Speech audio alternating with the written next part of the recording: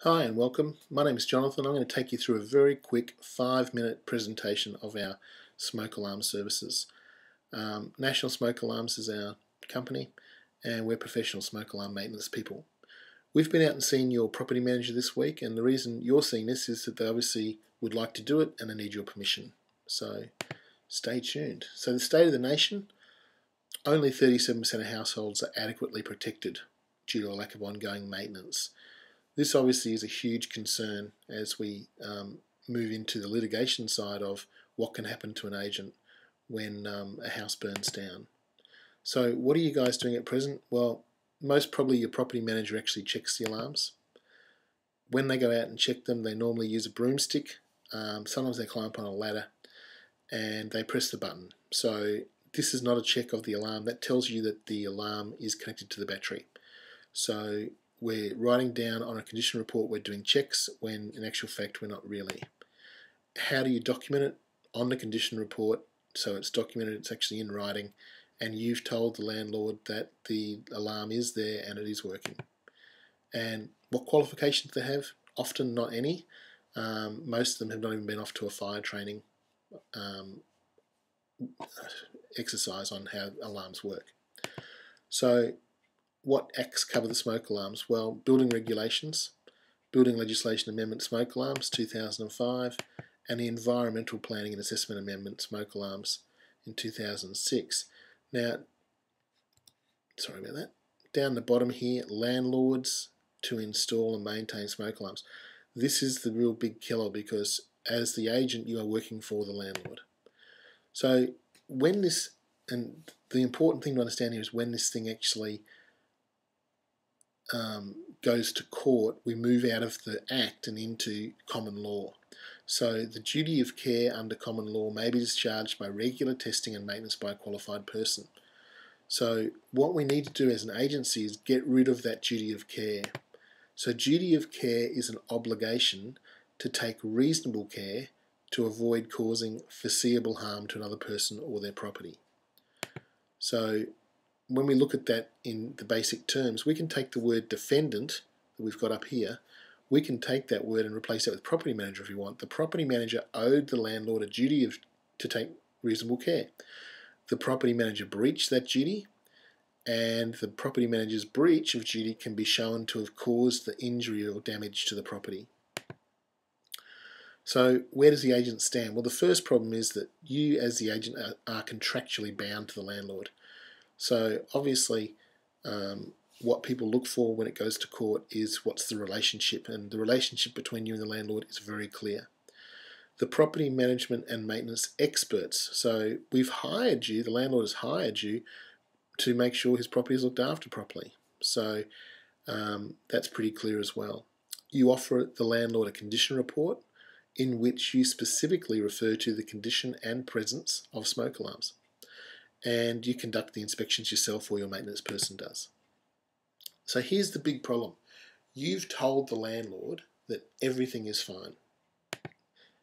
And the other problems that property managers actually have is that they're time poor and they're worried about occupational health and safety, obviously climbing up on ladders and high heels, and even for a male property manager to do it is putting them at risk. Unaware of the actual requirements to make sure that smoke alarms are working properly. And once they realise there is an obligation to these contracts that are in place between the landlord and the agent, most property managers would like that discharged, and obviously most principals as well want that discharged as quickly as possible. So what's the answer? Well, National Smoke Alarms, we release the agent from smoke alarm obligations, we help the landlord discharge their responsibilities, we give back a large chunk of time to the property manager, and what's most important is we make sure that the tenant is safe. So when we go in to test an alarm, we do a complete test. The first thing we do is we pull the alarm apart and we clean it thoroughly. The second thing we do is we do a 3-way operational test. So we do a smoke test to start with. Now if you imagine a gas mask, and we fit that over the top of the alarm, and we fill the gas mask with smoke, and it acts exactly like a fire does. So this gives us a proper test to make sure that the smoke sensing equipment of the smoke alarm is actually still operational. We do a decibel test Alarms that are under 80 decibels in Australia are illegal, so we make sure that they're done properly.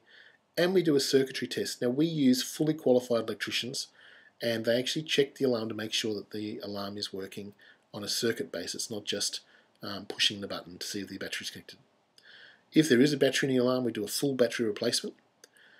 Number 4, if the alarms are in the wrong spot, we move them, so we make sure they're in compliance with AS 3786. Number 5, we check the expiry date. So all alarms have an expiry date, and the cheaper the alarm, often the shorter it is. So we're finding a lot of alarms in New South Wales at the moment, and Victoria, that actually are out of date, and so they're illegal.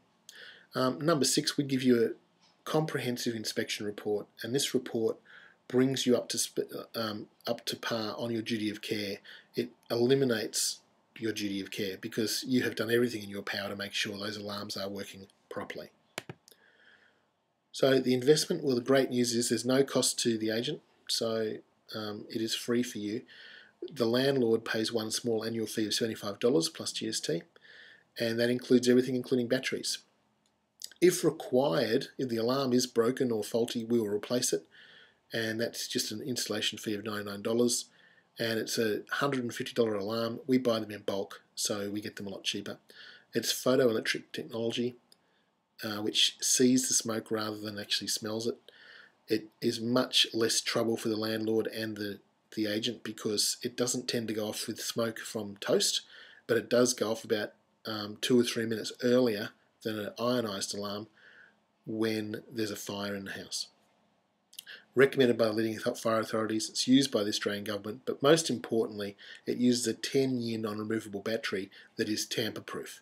So if we need to replace an alarm, and it's only an if the alarm that's in the house is in its expiry and it is working, we will leave it there. We just replace the battery. But if the alarm does need replacing, we'll replace it with this one. Program rollout is really simple. There's very little business interruption to you guys. NSAS provide step-by-step instructions. We give you fully templated letters in electronic format. You do a mail merge onto letterhead. You can either send them to us and we'll mail them for you, or you can put them out with your month end, up to you which way you want to go. We can even offer notice of entry for you, and it's fully invoiced as a normal maintenance charge. So in summary, we provide the landlords with increased service and protection. We minimise the agent's liability, no cost to the agent at all, and no time required by the agent. We'll even post the letters for you. So there's 3 options. Well, the first option is no action. So the result, if you do nothing, you get to keep all the work and, most importantly, keep all the duty of care. So if you've got 300 properties, you've got 300 times the chance that one of those is going to burn down. You're going to end up defending yourself. Option number 2 is we send out the letters, and the result is that the landlord says no. And by saying no, the way we actually structure our letters, he has to send back a signed letter releasing you, the agent, from the chance of litigation. So he says to you, I don't want you to look after my alarms. I'll organise someone else to do it, as it is my responsibility. And option 3, we send out the letters, and most landlords, about 80 to 90%, say yes, please protect me and the tenant, and obviously yourself as the agent as well. So that's pretty it. There's 2 things for you to do. You either send the letters out or you don't send them out. So have a talk to your property manager. I hope this really helps, and we'll talk to you soon. Cheers.